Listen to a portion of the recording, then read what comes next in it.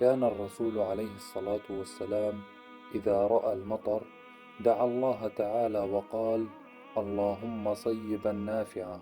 وإذا اشتد المطر وخشي الناس على أنفسهم قل: اللهم إني أسألك خيرها وخير ما فيها وخير ما أرسلت به، وأعوذ بك من شرها وشر ما فيها وشر ما أرسلت به.